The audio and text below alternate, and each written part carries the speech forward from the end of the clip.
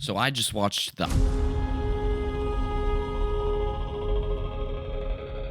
holy shit. I'm going to give my overall thoughts on the film, but a big thing I wanted to talk about is the Odyssey's grand presentation and if the movie is actually good despite its incredible visual and audio display. Well, you read the title, so there's really no point in wasting your guys' time. Yes, it is. I feel like I was not the only one going into this film a little bit worried that the feats this movie was going for, like being shot completely in IMAX cameras, the amazing practical effects, the stacked cast, and the adapting the legendary story of the Odyssey would kind of blind people a little bit to maybe how good the writing and storytelling would be. Well, thank goodness I didn't express these concerns before the movie came out because I was just completely wrong. So first things first, let's go through this movie's style so that we can then go through its substance. Now, obviously, the movie looks good. I feel like I'm wasting your time talking about it, but it's something I can't go without praising. There are many beautiful shots, the score is quite good, and the sound design on many of the intense scenes were incredible.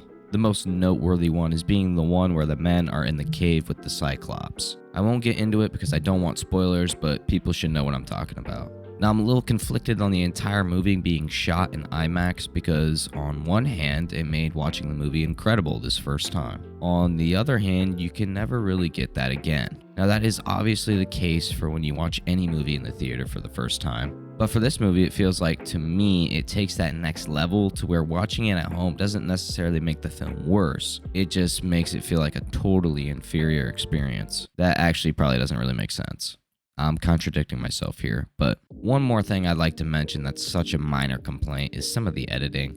I think the mix of Nolan's love for non-linear storytelling mixed with some of the abrupt cuts sort of brings me out of the movie. This is mainly in the first half of the film, and I wish I could think of some examples off the top of my head. I believe one of them is when Odysseus' son and Emmaus are talking about Odysseus and him adopting his hunting dog. That was maybe a little bit awkward for me. To be honest, I feel like this is a problem with quite a bit of Nolan's films, and it's happened so much that it just can't be a coincidence. However, that's just so minor in the grand scheme of things. But like I mentioned, this stuff is all on the surface. What about the real stuff? What about the story? Well, to start, I'm not here to critique this film as an adaptation. I read the Odyssey in early high school. I barely have any memory of the original story, and I wanted to keep it that way when watching this. So is it a good adaptation? I have no clue. Go somewhere else to find that out. Not right now though, let me finish. The characters here all work well for the most part, and a good reason for that is the performances. Matt Damon is no stranger to great performances, especially in Nolan films. He is obviously the star of the show here, really bringing Odysseus to life in his own way.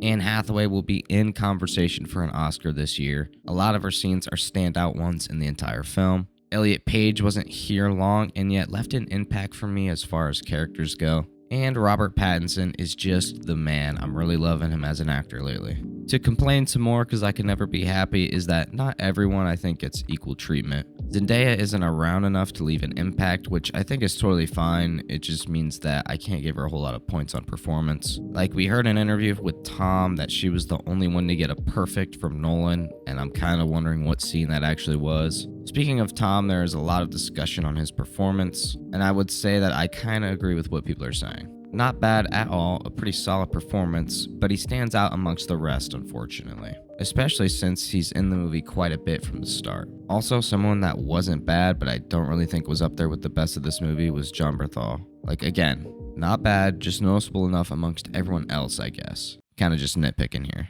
To wrap up my thoughts, I wanted to talk about the great writing that is surrounding the themes of the story as well as Odysseus himself.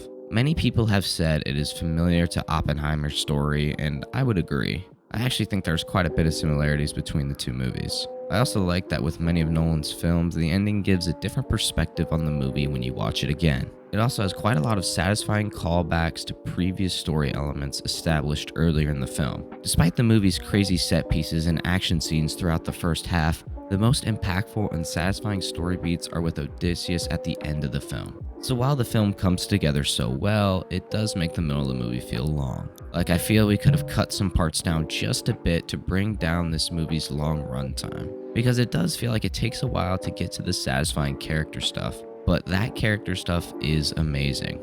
Everything surrounding Odysseus at the end is great, and his internal conflict with himself and the sin of man is just so amazing. I know it seems like I've mentioned quite a bit of complaints, but keep in mind that this is all just small stuff. Like, the film is so good in almost every aspect that the things I find that are maybe negatives don't seem like a lot or may seem like nitpicks. I can't really put into words how grand and incredible the movie is. This is what the medium is meant to be, and I think that this will be a benchmark in history of how the film industry has evolved. I would love to say more, but that would mean I'd have to get into spoilers, so you're just gonna have to wait till the end of the year. I feel like I didn't do a good job explaining my thoughts, and that I didn't really get to dive deep into it. But hey, you're just gonna have to trust me, bro. So go figure, Nolan's newest film was good, like everyone predicted it would be. And I'm really excited where he'll go next. The world is better off with him making movies like this. Anyway, thanks for watching this quick vid. Bigger videos are coming soon, as well as, of course, brand new day thoughts when that comes out.